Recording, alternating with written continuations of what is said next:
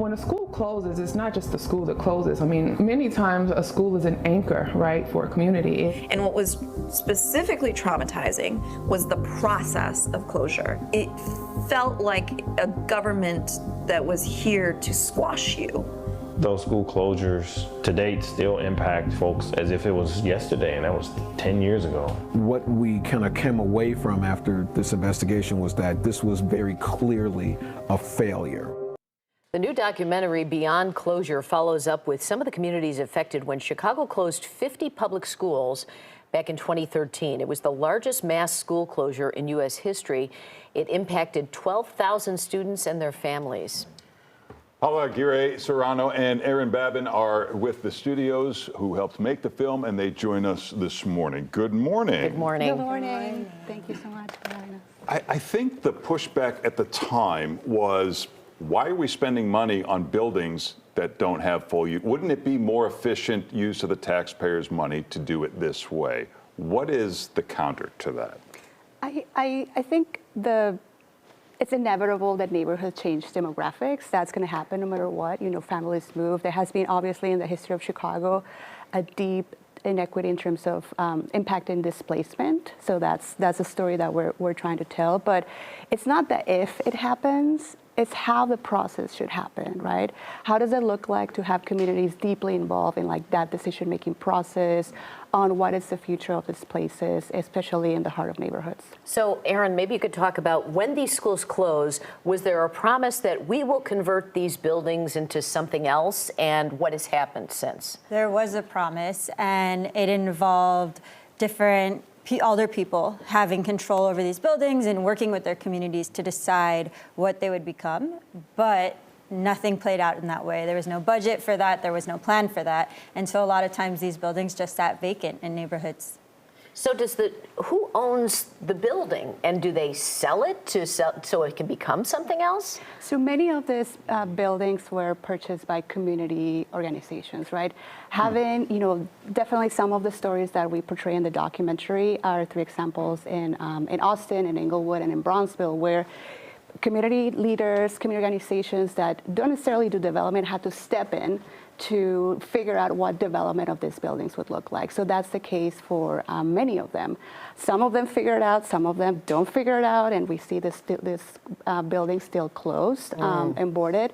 But the 3 case studies that we bring forward with the documentary are stories of how can you do this with community-led efforts and figuring out resources to make that redevelopment happen with community at the center of that process. What is the downside for having vacant buildings in a neighborhood for those communities that could not figure out how to somehow absorb it? Yeah, it's detrimental for a neighborhood. You have a building that used to be a center for families, for education, for students. It was like a livelihood center, and now it's just sitting there. And a lot of times they become destructed. They become abandoned. People come in, break in, and it's not great for a neighborhood. But also, what does it tell to our young people walking by those places? For me, it says we don't care about where you live because we let these buildings, as a city, be lifeless and boarded for this long. This must be happening in other cities. As you mentioned, demographics change. The archdiocese has had to close parishes and schools, and this is going to continue to happen as we have less and less Chicago public school students. So what are other cities doing that Chicago's not doing? Do you have a model for that? Yeah, so definitely Kansas City has struggled with that. San Antonio, Texas is struggling with that today. They're investing in process. So bringing community early in the process, setting up some form of conversation for, how does it look like with developers and being creative?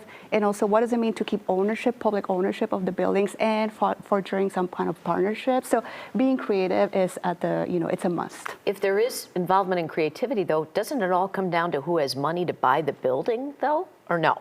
I think it's a story of partnership. Okay. I think many cities, the bottom line is like, do you have to wait until the building is close to figure it out? The answer is no. Can you be proactive? If you know some of these buildings need to transition to a different use because we can't support their use. Well, that's the thing, Aaron. So what is a partnership? It's kind of a vague. What does it look like? Is it shops on the front floor with condos up and somehow there's a community center in the middle of it. I think it's the partnership between city, private, and community.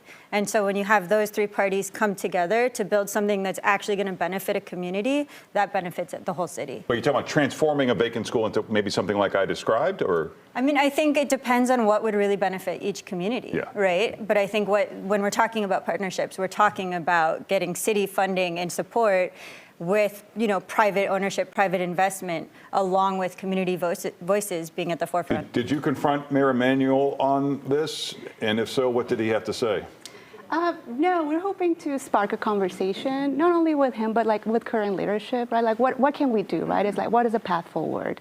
And, to your question, I don't know if you want to mention, what are these three case studies becoming in terms of uses? Right, so we have three buildings. We have one in Bronzeville, which is becoming, a community workforce, like co-working space. And then we've got one in Austin, which is also that it's like for young people to have job training, and it's a number of partnerships. There's a bank involved there.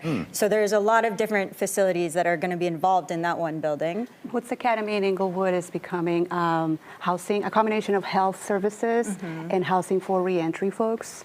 And the one in Bronzeville, Overton Center for Excellence, is becoming this incubator for local businesses and nonprofit organizations. Good idea. Well, great. It's Beyond Closure. A screening and conversation is happening April 27th at the Athenaeum Theater or Athenaeum Center for Thought and Culture. For more details, you can go to chicagohumanities.org.